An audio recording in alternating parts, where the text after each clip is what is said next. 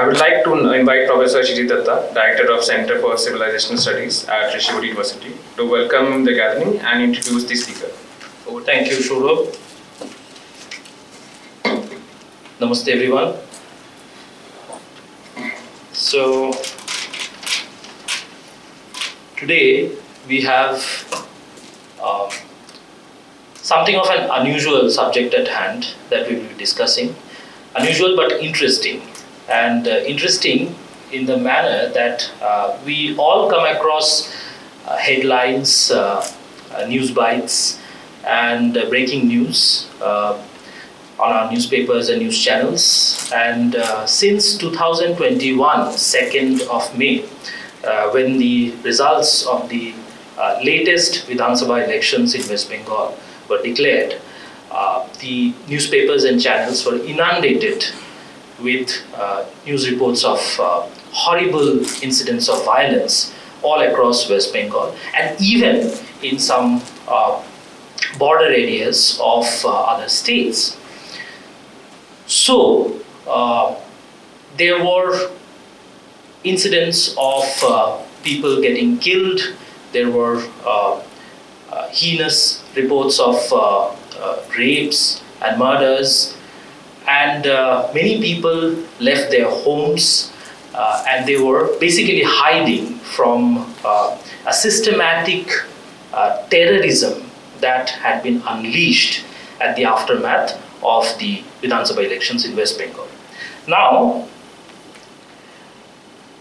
those incidents, those reports have a quality of instantaneity to them. And there is a risk that in these breaking news and headlines, we often lose track of the larger systems and the larger happenings in the historical process that we can lose track of these larger systems. So I would expect that in today's talk, which will be delivered shortly by Professor Debajit, we will be able to find certain ways to make sense of what is going on in terms of political violence, and probably also other kinds of violence which may have links to political violence, which is quite possible. It is in this regard that we thought that this topic that Professor Debajit has been recently working on, and we get to hear that Professor Jha and his co-authors' paper, which deals with the same topic, will get published very soon in the Economic and Political Weekly. And we congratulate you for that, and thank you for coming here to the Rishikesh University campus. I would like to give a brief introduction to Professor Debajit Jha. Professor Jha is an associate professor at the Jindal School of Government and Public Policy and Deputy Executive Director and founding member of the Center for Complexity Economics, Applied Spirituality and Public Policy at JGU. He holds a PhD in Economics from the Center for Economic Studies and Planning, Jawaharlal Nehru University. Before joining JGU in 2017, he taught economics at different reputed government colleges in West Bengal under the West Bengal Education Service for more than 6 years. During this period, he also held the prestigious position of Assistant Director of Public Instruction to the Government of West Bengal. He has published several research papers in the journals of national and international repute and also participated in many conferences. He also delivered invited lectures in many institutions. Dr. Jha is a macroeconomist by training, and his primary research interest is empirical growth economics and political economy. He is currently working in different interesting research projects funded by the Niti Aayog, World Bank, etc., including nowcasting and forecasting of economic growth and inflation in India for the Amrit Kaal, trying to understand economic growth dynamics of Indian states, among other things. Over to you, Professor Jha. Thank you again for coming.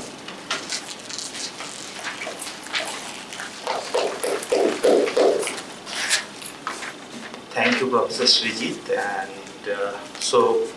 I think Sujit has given an interesting introduction to what I'm going to talk today. And so in a way, definitely I'm going to talk on this political economy of violence, and more specifically the electoral violence, but some other kind of violence I'm also going to cover. So, actually what happened in West Bengal, since 2011, when the current government has came to power. So from that time, there is a kind of we can see there is a huge political growth in West Bengal. Political growth means, simply we can measure it in terms of, increasing vote share of the incumbent political party. So now there are many interpretations of that, and one of the kind of interpretations is, for example, which comes from the idea of median voter theorem. It says that whenever political growth, or maybe the vote share of the incumbent political party is increasing, it is, in a sense, it is showing that people are supporting the political party, right? And when that can happen, if the overall economic growth of that particular geographical region is increasing, or maybe the living standard of the people are increasing, right? So people are getting some benefit of whatever the government is doing, right? So many observers of the political economy of West Bengal, they say that this increase in the political growth of the state or the incumbent political party is mainly due to the certain kind of, welfare schemes that has been introduced by the government, right, in last 10 years or so. And actually, this is what we are going to contest. We have tried to contest here in this paper, that we are saying that in a democratic setting, when there is a huge amount of political violence is present, right? Or maybe the oppression of the voters of the opposition political party is present, there is a possibility that the democracy itself is not working. So the high vote share in that context may be an outcome of the oppression and intimidation of the voters, not what is happening in terms of, welfare policies or something else, right? So this is what we are trying to show. So this is a joint paper with two of my co-authors. One is Dr. Sunetra Ghatak. She is in Manav Rachna University, and then Professor Dibyendu Maiti. He is in Delhi School of Economics. So first, let me discuss the political economy puzzle of West Bengal. So whenever we, say for example, if we try to understand it in terms of the median voter theorem, that what I was talking about, then in that sense, always, the West Bengal economy remained an outlier. Why? Before the current regime, even the left regime, which was the predecessor of that, so they have sustained almost for 34 years in power, and there were huge or large period when the economic growth of the state was declining, right? So often, so it is again remaining a mystery for the West Bengal that if the economic growth is not increasing, or maybe the welfare of the people are not increasing, then why people are voting that particular political party in power? And so in a sense, this remains always a puzzle. So West Bengal's political economy is a puzzle in context of, the Indian or the political economy scenario of the other Indian states. If we try to see that what these vote shares from 2011 in different elections, in Panchayat election, in state assembly elections, and even in the Vidhan Sabha elections. So in all the elections, we can see there is an increasing trend of vote share of the incumbent political party TMC. So in 2011, it was around 39%. Then, except in 2019, there is a slight dip from 44.91 to 43.69%. But again, it has increased in 2021 Vidhan Sabha election. So, very famous, economists like Maitresh Ghatak of London School of Economics, then Abhijit Banerjee, who is a Nobel laureate as well, they somehow tried to relate it with the rise in rural consumption, which is definitely we can use it as a measure of welfare improvement of the people. And so actually they say that since due to the welfare schemes that has been introduced by the government, so people have been benefited, and so people are voting the incumbent government, and that is the reason for the increase in the vote share. Then, but I have already told that I am going to or in this paper we try to contest that particular idea, and then so if it is not the case, so if we for the time being try to see that if there is some other kind of things are going on, then what may be the reason behind this increase in vote share? So this is what we are going to start. So first of all, that there is a clear evidence that we can see that the bar diagram for the period. So these blue bars are for that West Bengal, and this red, this is saffron. I think saffron bars are for all India. So now we can see that the GDP growth for the period 2011 to 2019 for West Bengal not only remained lower than, say, its so all India level, but it was lower than even its previous period. So even its own history. So during the time of 2001 to 2010. So the GDP growth rate was just before the 5%, but it has declined to almost 4% for the period 2011 to 2019. And then when we try to understand that what is the source of this growth from the different sectors, that which sectors have performed well and which sector hasn't. So we can see that there is a rapid increase in the agriculture sector. So we can think that the rural economy is basically progressing in that sense. But there is a massive decline in the industrial and the services sector during the last 10 years period. So again, so if we for the time being that just try to believe that okay, these social welfare schemes are something which is people are getting benefit, right?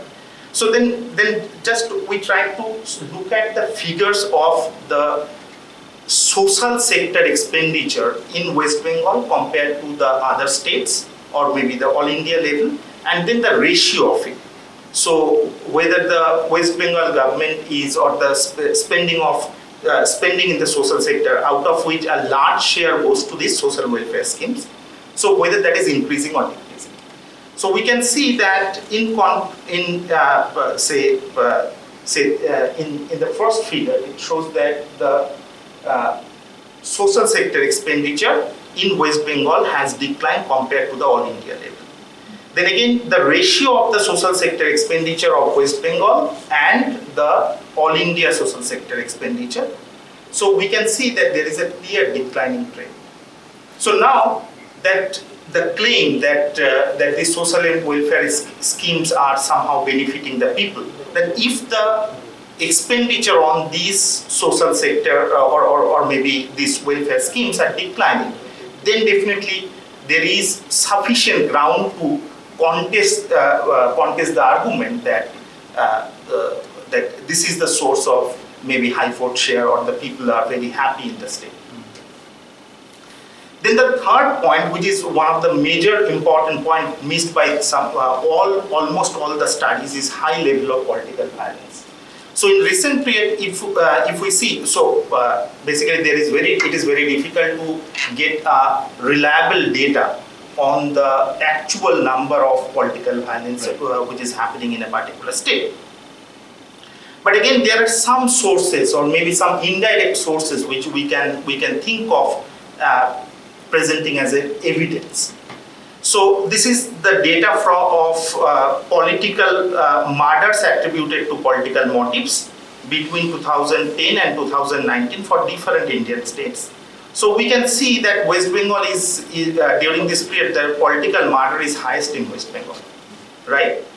Then again, one report of the Ministry of Human Affairs submitted to the Election Commission of India before the recent or maybe 2021 state assembly election suggests that as many as 693 cases of political violence occurred during the parliament election 2019.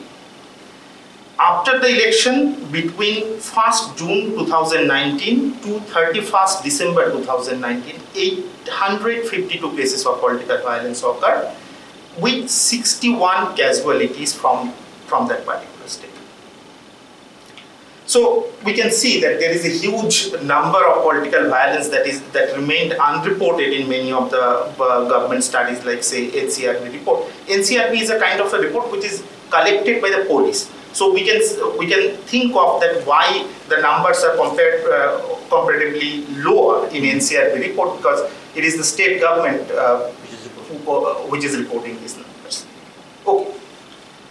Then alternatively, what we can think of as a evidence of political violence, say if there is a huge number of political violence present in a particular state, then there is a possibility that the election, so the nomination during the election from the opposition party will be less. So if we try to see that what happened in 2013 and 2018 panchayat elections in West Bengal, and just try to I'd like to highlight one particular thing, that the panchayats are the source of economic power in West Bengal, because it is a three-tier panchayati raj system, and so most of the government schemes are distributed through the panchayats, right? So now we can see that in the 2003 panchayat election, 10.66% of the seats have been owned by the incumbent political party uncontested. And that number has increased to 34.2%. It is actually a kind of a ridicule to the democracy of any state. So it has increased to 34.2%. So this actually indirectly suggests that there is a huge amount of maybe some kind of barrier that has been imposed by the incumbent political party for the opposition political parties to file nominations. Okay. And even actually the women's are not spared in West Bengal, and Professor Datta has pointed out that the rape is one of the instruments that has been used, because whenever you are basically say trying to intimidate or maybe oppress someone, it is maybe your strategy will be to actually, if we can actually somehow get a sense of fear within you, right? So that is much better strategy compared to say killing some person, right? So maybe rape is being used in that sense. So there are two puzzles in West Bengal actually. So the first puzzle is how the present regime is persisting when the aggregate economy is not performing well. And the second is, if the citizens of the states are satisfied with the performance of the state as reflected by the high vote share of the incumbent, then why would so many incidents of political violence during each and every election be seen? So these two particular hypotheses we have, or maybe the puzzles that we try to resolve in this paper. So in order to understand that, or maybe resolve this puzzle, that what is happening in West Bengal, first what we need to understand is the nature of the society of West Bengal, and that has started, or maybe that somehow changed, the nature of the society has changed during the left regime. And Professor Partha Chatterjee, who is one of the renowned political scientists, so he has termed Bengal society as political society. So what is this political society? So political society is people's dependence on incumbent political party in everyday life. So in every aspect of your life that is controlled by the political party, right? Later on in 2009, Dwaipayan Bhattacharya, another very renowned political scientist, he termed is party society, not the political society, right? So just we can mark the difference, the political and party. So party is becoming the major power in case of that kind of a society. So now if we try to, so basically Avirup Sarkar, he is one of the renowned economists in, he's working in ISI Kolkata. So he tried to explain the persistence of the left regime for 34 years in power in West Bengal using this particular two things in a political society. One is informalization. So if that informal economy is growing, so basically people are getting more and more dependent on the political party, right? And the party organization. If the political party is very strictly organized, and so he was of the opinion that since the left political party was very organized, and since the informalization of the economy was increasing, so these were the main reason for somehow the political mobilization that left has sustained for almost 34 years.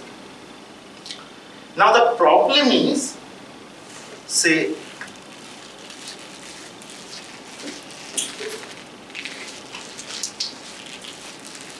now the problem is that TMC, the incumbent political party now, that don't have a kind of a political organization the left were having. So now how we will explain that how TMC is mobilizing, or the ruling political party is mobilizing the people for incumbency, right? Without having a strong political organization. So this was our biggest channel to explain. And even when we have taken the data from the RBI statistics on Indian states, so we found that the informalization of the economy has reduced slightly. So it was not that informalization was increasing during the last 10 years, but the informalization of the economy has reduced, right? And the political organization of the incumbent political party now is nowhere close to the left. So in this situation, how can we explain that what is happening, why this particular political regime is basically persisting, and there is the role of political violence and different other kind of strategies that were there. So what we try to argue, that in absence of a strong political organization and a high degree of informalization of the economy, though the informality in the economy has reduced, but it has remained to a very higher level. So TMC has created a new incentive structure of rent sharing by improving two existing instruments of rent seeking. These instruments are syndicate and cut money, to attach workers with the party, right? So these incentive structures help them to form a centralized political organization, successfully replacing the multi-layer hierarchical political organization of the left. And this is what actually we tried to argue in this paper. So both these instruments were present during the time of left, but maybe less prominent because of the strong political organization. Okay, now let's take some of the evidences that which kind of rent seeking, or maybe we'll try to understand that how the political mobilization is happening in West Bengal. So the rent extraction in urban and rural areas. So basically what I'm doing here, basically we try to divide the two instruments working in two different kind of regions. One is in the rural, urban and semi-urban areas where basically the syndicate Raj is operating, and the other instrument, which is cut money, that is operating mainly in the rural area. There may be some kind of overlap, but mostly we can divide it in this way. So syndicate is the popular name of the organized form of corruption and extortion rackets, mainly operate in the manufacturing and construction areas in West Bengal. So a small group of unemployed youth connected to the ruling political party who control a particular area and demand a share of any kind of transaction that is happening in that area. It may be the construction of a building, or maybe buying materials for that, or selling a land, all these kind of things. However, it has actually the nature of these syndicates have changed during the during the current political regime. So it has metamorphosed into corruption and extortion racket since 2008 Panchayat election, when TMC got hold of the Rajarhat New Town area after winning the local body election, means the Panchayat elections. So when TMC came to power in 2011, the party was controlling as many as 175 syndicates in Rajarhat New Town area. And after that, not only the syndicates have spread it to the entire state, but it also have entered into the activities like land dealing, labor hiring, or finding rented accommodations, even to college admissions, right? So now the evidence suggests that this extorted money by the syndicates is shared between the syndicate members and the political leaders of the incumbent political party. There are sufficient evidence, and I have given the actual source of that. Right? Okay. Now the main question is, why are syndicates are found to be associated with the political parties? So definitely, since the members of the syndicates these are kind of extortion racket, right? So they always need protection from police, and the incumbent political party is the best. Maybe the body or the organization to give it, right? But on the other hand, the political parties also need these members of this syndicate, and this requirement may come from two different sources. One is definitely that the money of the syndicates, the extorted money, to take a share of that extorted money is definitely one of the major maybe incentive for the political parties. But the second important point is that the political parties use the muscle power of these syndicates during the elections to intimidate and oppress the voters of the opposition political party. So now similarly the rent extraction or the instrument for rent extraction in the rural area is popularly known as cut money in West Bengal. So the instrument to extract rent from the rural economy is known as cut money, and this is popular term used in the state to represent the unofficial commissions charged from the beneficiaries of the government schemes by local TMC leaders. For example, people need to pay around say 10,000 to 15,000 to entitle themselves for the Indira Awas Yojana. This has been found in one of the ethnographic studies by Professor Shumon Nath, who happens to be one of my earlier friend or earlier colleague in my one of the places I was working. So a Google news search of the term "cut money" in Bengal provided me almost 1,57,000 news items. And the cut money collected by the TMC leaders is again shared from the grassroots levels to the topmost leaders in the political hierarchy of TMC.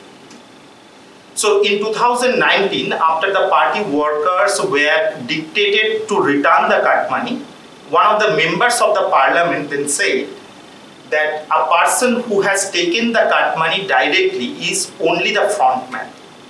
There are others who are behind him. They have also taken their share, so the money has to be returned according to the scale. So the first statement, or maybe that when the chief minister was dictating, it is a kind of a maybe acceptance that actually this is kind of a prevalent thing in West Bengal. And then the statement of the member of parliament clearly shows that it is being shared by different layers of the incumbent political party. So while okay, so now again the question is why people pay cut money. So there are definitely there can be two reasons. One is definitely information asymmetry. So what is information asymmetry? So people or the poor people in the rural areas don't have all the information of the government schemes available to them, while the local political leaders of the incumbent party associated with the panchayats have clear information because they are running the panchayat. So the information asymmetry makes it difficult for the people to verify whether they have to pay money or not to get the entitlement of those government schemes. And these government schemes are not only say the state government schemes, this may be central government schemes as well. So there is an example, a village woman in Hooghly district paid rupees 550 rupees to a local TMC leader to get a cooking gas connection under the Pradhan Mantri Ujjwala Yojana, a scheme of the central government for providing free cooking gas connection to poor village women. So, and she was thinking that it is the installation charge, right? So similarly, a poor person in the rural areas often face take it or leave it kind of a offer. So if they don't agree to pay the say cut money, right? So they will not be entitled or maybe enlisted for the entitlement. Okay.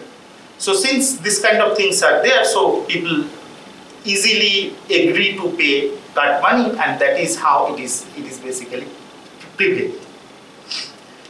Now, what I tried to do, I tried to construct a political economic framework of rent sharing in West Bengal, and definitely let me tell you that I'm coming to the political violence and how it is related to this particular kind of extortions.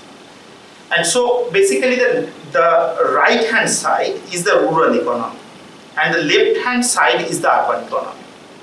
And here is the state government and this is the central government who are implementing or giving different funds for kind of say welfare schemes or rural development. Maybe some of the schemes may be for urban development as well, but those are much limited compared to the rural development schemes. And there are three hierarchy of the political agents. First, that at the bottom of that hierarchy is the people or the voters, right? Then the local political elites, those are basically that in the rural area they are the TMC leaders who are basically running the panchayats or maybe somehow related to the panchayats. And in the urban areas, they are the syndicate members. And at the top of the hierarchy is the central political elites. They are the members of legislative assembly or the MLA or the MPs or the state level leaders of the incumbent political party. Now what happens that whenever a scheme is being implemented at the panchayat level, so the middle layer of the political elites, right? So those who are taking the cut money or maybe the syndicate people. So in the rural area where this cut money is prevalent, so they demand an unofficial commission from the people, right? And this money is shared between not only they're getting the entire benefit, but it is being shared with the central political elites, right? And whenever, so basically the income of the central political elites are also dependent or somehow linked with how many schemes the local political elites are implementing and maybe how much fund they're spending for in the rural economy.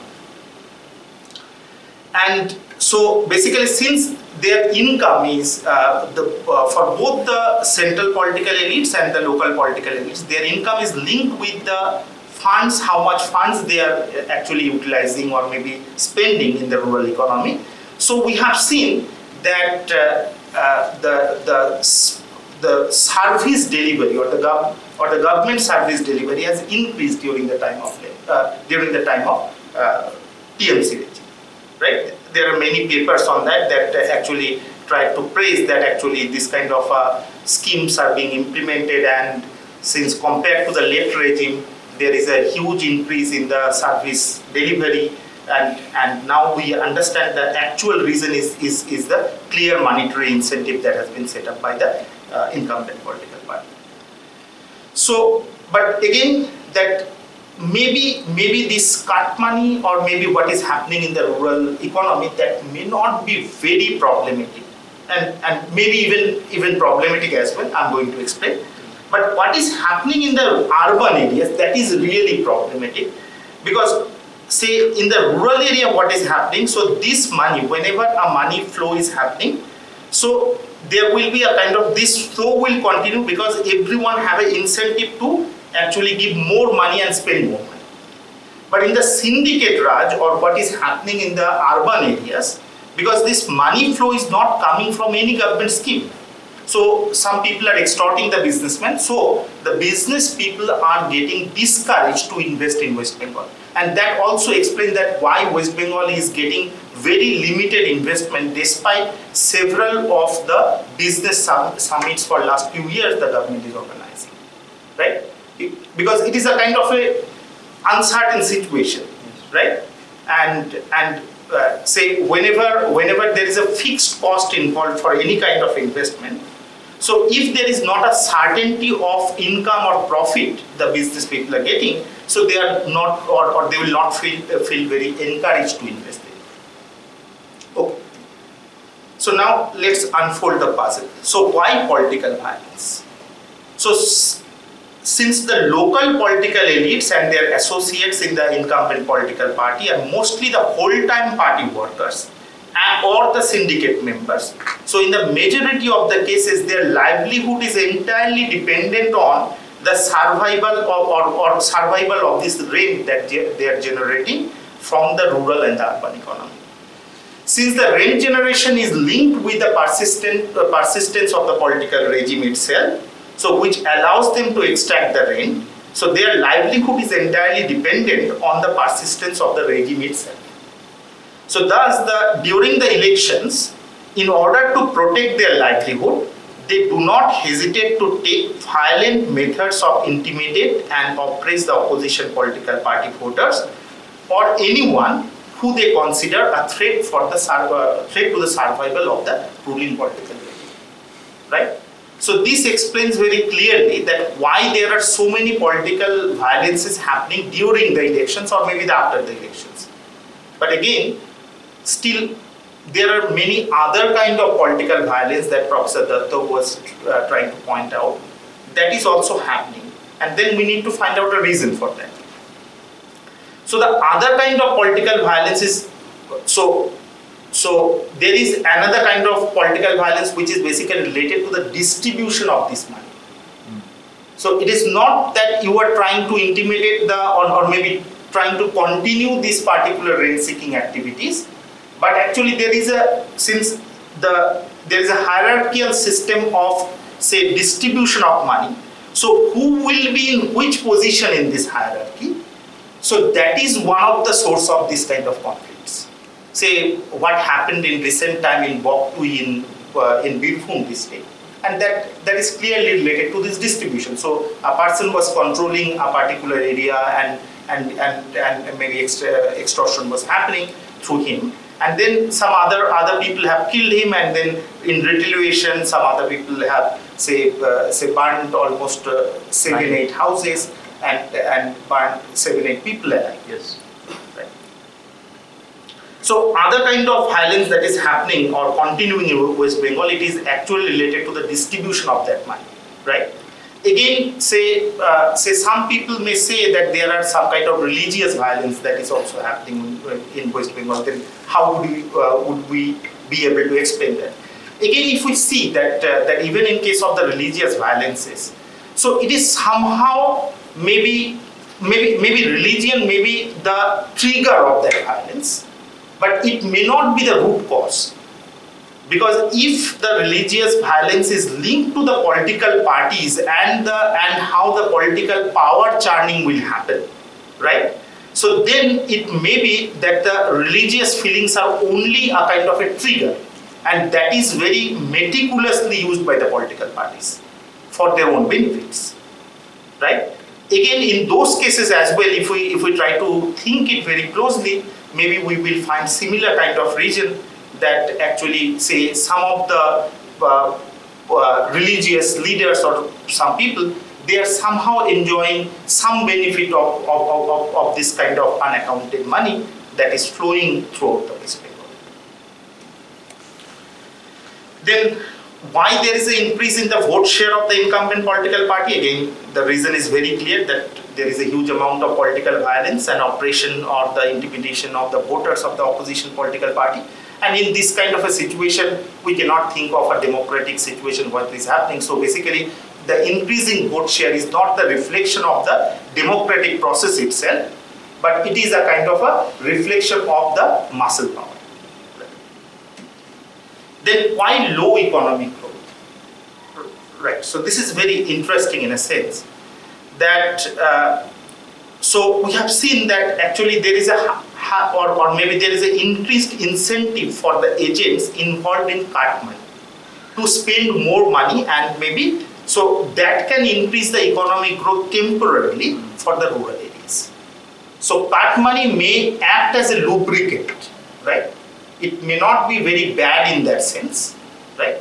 Because it is increasing the flow of money, and the ultimate beneficiaries are the huge number of rural poor.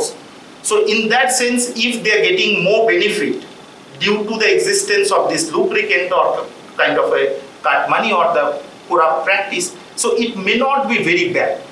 But it's for the short term. But it is for the short term. There may be a huge long-term distortion in terms of the state fiscal position.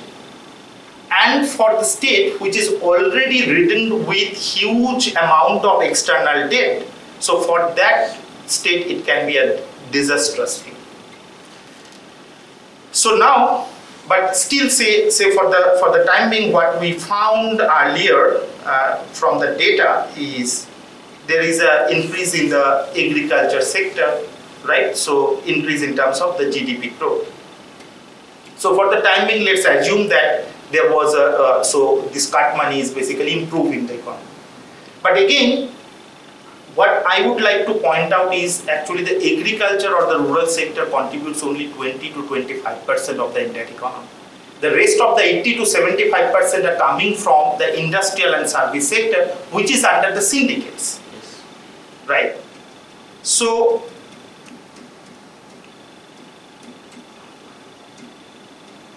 And sorry to interrupt, on that particular slide, another interesting thing is that the GDP share has actually declined from the left regime right. to the last 10 years of the TS. Last 10 years. So in another paper that is in a working state, we have used a difference in difference regression, which basically shows that if the two different trends of say GDP or any other variable is significantly different from each other, and whether they are different from their past experience as well. And we found that actually the growth rate of West Bengal during the current political regime is not only lower than the all India growth rate or the average of all the other Indian states, but it is lower than the earlier regime as well. Right? Okay. And since the 80% of the GDP is coming from the service and the industrial sector, where actually syndicates are operating, which is not having any kind of positive impact on growth, so we can understand that why the aggregate GDP has declined despite agriculture performing much better. Right? So that explains why the GDP growth rate in the economy is declining. Okay, this long run consequence, I have already said that actually the syndicates are like toxic drugs. So if I just give a maybe synonymity of syndicates with something in the medicine, then it is like toxic drugs. So it hampers the growth of the industry and the services. It also reduces the tax revenue the state government is getting. But the cart money are like steroids. So it stimulates growth in the short run, but generates distortions, risk, and inequality in the long run. So, and definitely in a state like West Bengal, which is actually ridden with huge amount of external debt, that can be very disastrous. In recent time, we have seen in Sri Lanka what has happened due to the external debt. Though since West Bengal is maybe under a federal system, that kind of disaster may not come. But again, it will definitely create a huge amount of distortion in the state's own resource.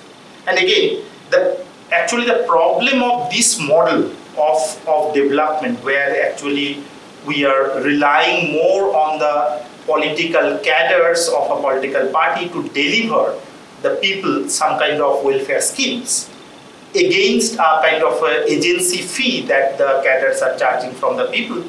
So this kind of development model is getting popular in India. That is the major problem. Say after the success of West Bengal in this kind of a framework, some other political parties are also promising people these similar kind of benefits during the elections. Say in case of election in Goa, in case of Punjab and all the, and even most probably in Delhi. Yes. So if it is happening there, so then, or maybe if it is becoming a role model, then definitely we need to give a maybe clear or we need much clear understanding of the consequences that can happen in those particular states. Okay, so what is the way forward? Basically, I don't know. I don't know much about what can be the way forward, but definitely we can think of something. Like one kind of things, maybe say social audits can work in this case. So if for the government schemes, but again in a state where there is a huge amount of political violence, so who will do the social audit and who will show the courage to show maybe social audit the government schemes? I don't know, but maybe that can be a way out. So, and even say in case of the rural economy, if the information asymmetry is the major reason that why people are not protesting for giving cut money, then maybe we can try to remove the information asymmetry by giving more information to the people regarding the government schemes and maybe telling the people that actually you don't need to pay anything to get the benefit of that. Or maybe setting up some kind of resolution redressal bodies. So if there is a kind of someone is asking you some kind of benefit for entitling you to some kind of government schemes, there will be a place where maybe they can report.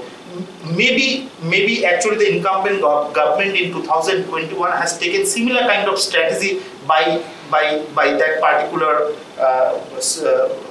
thing which is called DDK ball. Right? So DDK borrow may be a kind of informal strategy to actually redress those kind of grievances, right? So maybe that is, but we need a kind of maybe much more institutional system in that case to get rid of the problem of this kind. Sorry to interrupt you, Yeah. but still there is a fear of violence. Still there is a fear of violence. So actually whenever there is a violence basically and if it is an electoral violence, then actually democracy is not working at all. So that is the dangerous thing. And when democracy is not working, basically nothing is working in a particular society. Okay, so maybe I would like to stop here, and if there are questions, I can take them. Sure. So, without further ado, we will go into the Q&A session, and because we are small in number, please feel free to raise your hand. Professor Jha can take them one by one and address them. What is the role of demography in this political? Right.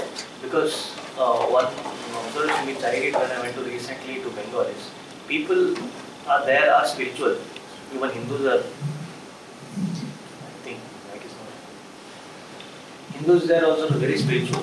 Why is BJP not able to capitalize, these Hindus who are actually into religion and all that and make them as a vote bank? What is the reason behind that?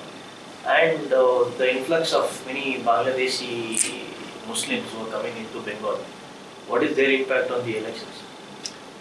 Definitely. So the infiltration has remained one of the bigger challenge for West Bengal, and maybe it is not only unique to West Bengal, but it is any kind of state which is actually bordered within or having an international border. So it is very difficult, and if there is a disparity of income in these two places in terms of average income, then the flow of people is very difficult to stop, because if you try to see that what happens in US and Mexico. So Mexican people, because of having lower income opportunity, they migrate to the US, or maybe through any kind of channel they would like to pay for, or even maybe crossing a kind of a huge desert, right? So, but in this case as well, that is always true. But the other point that I would like to, so infiltration of the people from Bangladesh is definitely maybe one of the reason, and that can explain the growth of the Muslim population in West Bengal in last say couple of years, or maybe last 20-30 years. But the major point that I would like to highlight here is demography can play a much bigger role, not only by the share of the people of Hindu or Muslim or some other particular religion, but and definitely Muslim population is almost 30% in West Bengal, so it plays a major role in that. So there is no denying of that fact.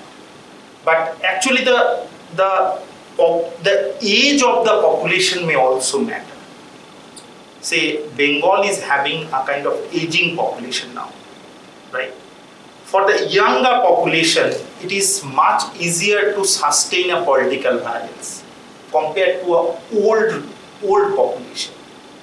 So old population will easily succumb to any kind of threat given by a group of young political leaders, right? So that may be one of the reasons. So basically, in order to study this, what we are trying to do now, basically we are now collecting some data of political violence from some states. We have just started this project, and we are actually collecting this information from newspaper articles because there are no other source.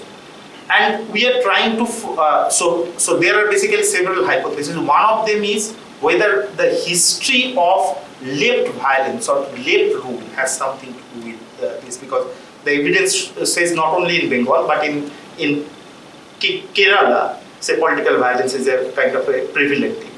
So there may be some kind of a maybe relationship between the left political rule and the political violence in the state. The other things maybe say this the South Indian political the South Indian states are also aging in terms of their population, and Bengal is one of the Eastern Indian state which is actually having kind of a aging population now. So maybe we are trying to, so once this data will be constructed, it will take huge time, I can understand. But once this data will be constructed, we'll be able to, I think, reflect more on these particular issues. Right. What about Hindus and BJP? What's the connection? Right. So there is in the newspapers you will see that there are many articles on this particular aspect, that a kind of the Bengali Bhadraloks don't prefer a kind of maybe religious sentiments or maybe religious polarization. What BJP is doing in West Bengal? This kind of statements are there, and so if actually even actually the last lecture on this particular topic when I was giving, so one person asked me a very interesting question, and this question is very similar to that why basically that it is some kind of maybe her own observation that actually Bengali people don't like all this religious polarization or maybe religious sentiments is entirely missing. But actually that may not be true, in a sense that it is not. If we look at the vote share of BJP and how it has increased, so it is very difficult to refute that claim that people are not actually attached with BJP or people are not liking the ideology of BJP. It may be a kind of a very small fraction of the middle class urban people. They may have a kind of a huge heritage of left sentiment or maybe left liberal sentiments, or maybe something which now transformed in a kind of a support base for the TMC as well in the urban areas.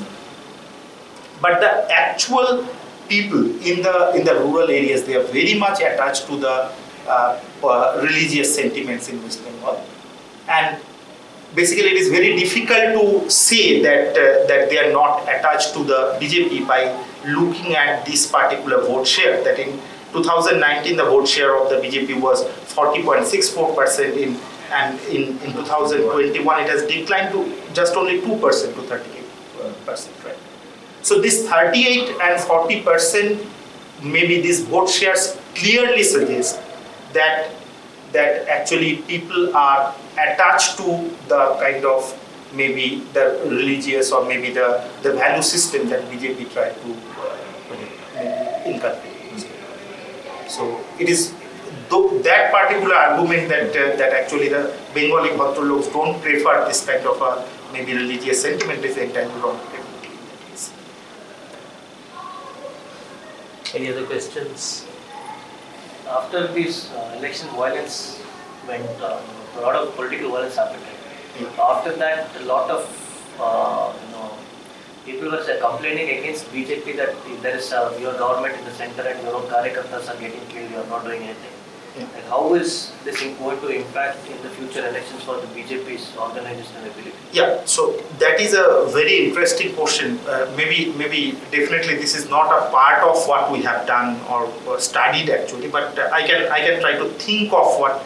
But actually, in terms of the ground level sentiment that I have seen in West Bengal, it is not very positive after the kind of thing that has happened after because many of the state level political leaders of BJP couldn't stand behind their own party workers during that time, and that can have a very long run consequence definitely in West Bengal. And many of the workers, those were supporting the political party for a very longer period of time without even actually during the operation of the left regime or maybe the TMC regime as well. So they are now very discouraged definitely.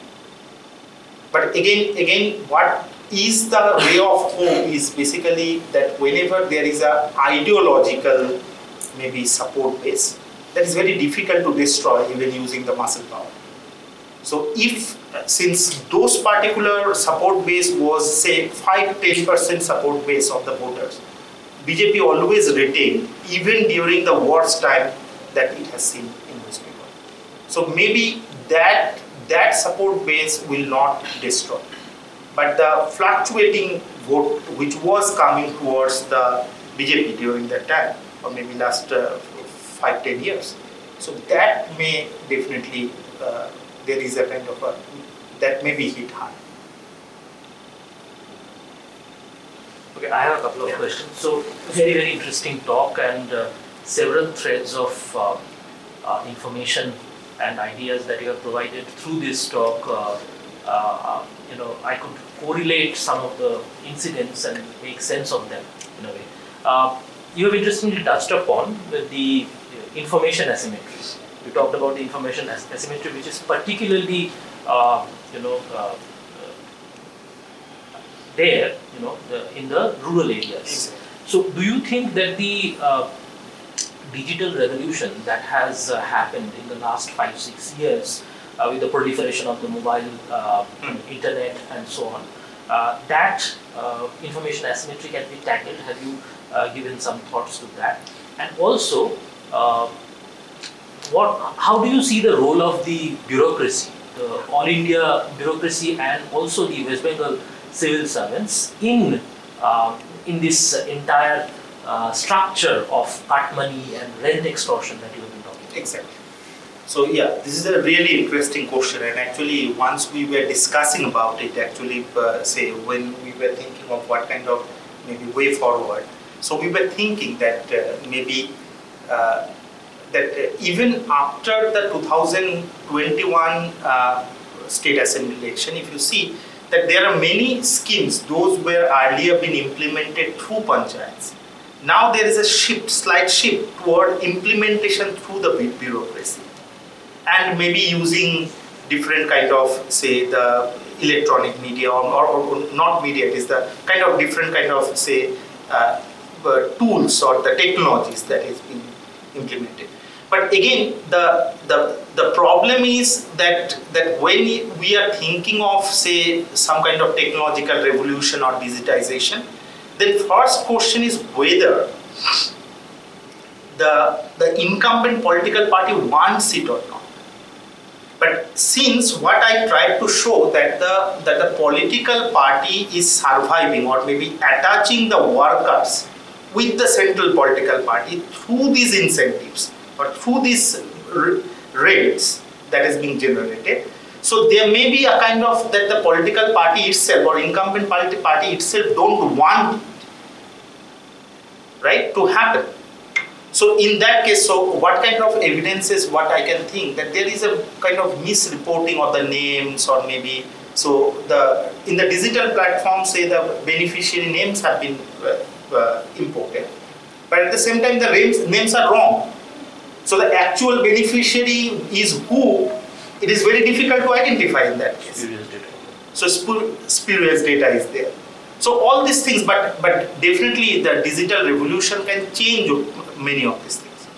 But actually the involvement of the bureaucracy, I'm not very sure that which kind of impact it can come, because in some other places, in other contexts, when bureaucracy is having the almost power, so we have seen that the bureaucracy becoming kind of a corrupt Part of that system. part of that system.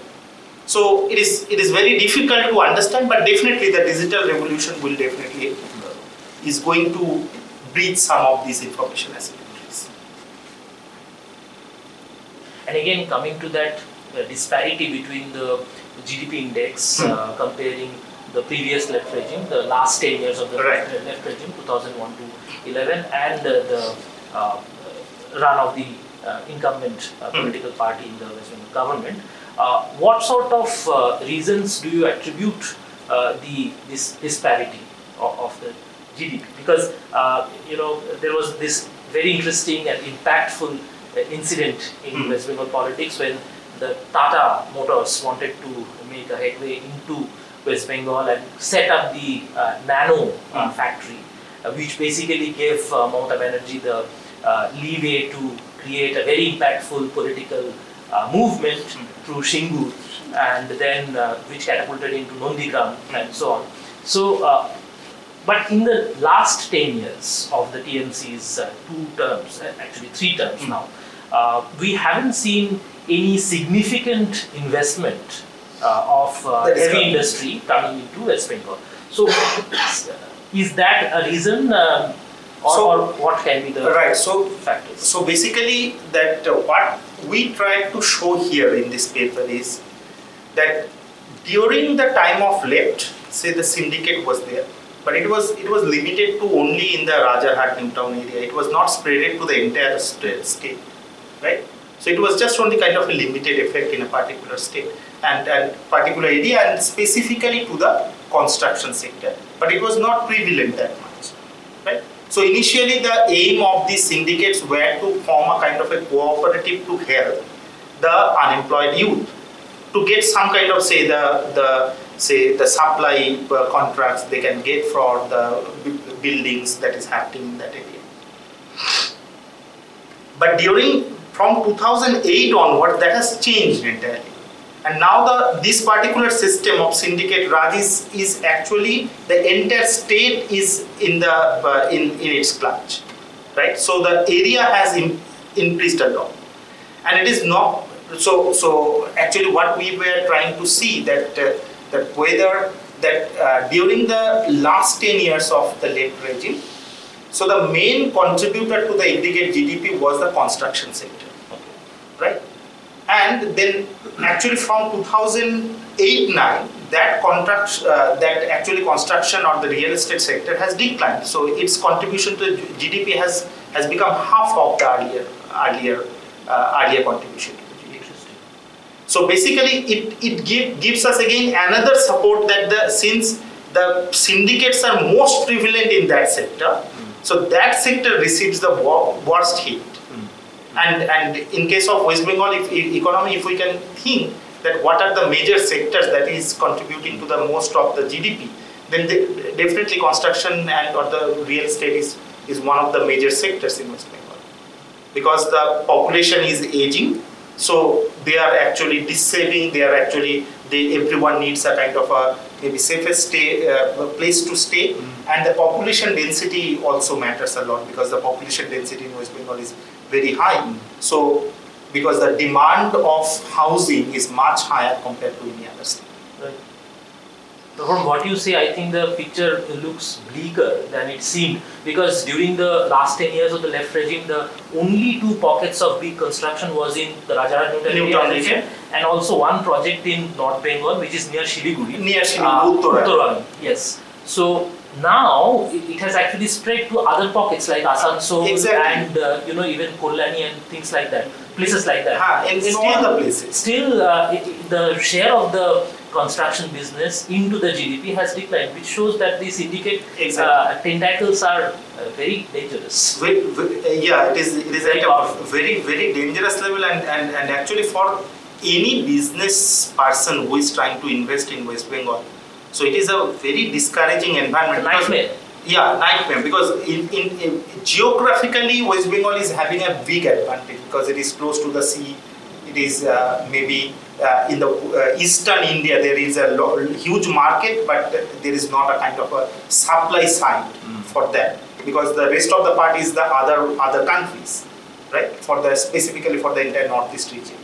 So now they need a kind of a supply or maybe place from where we can transport the commodities, goods and services very quickly, right?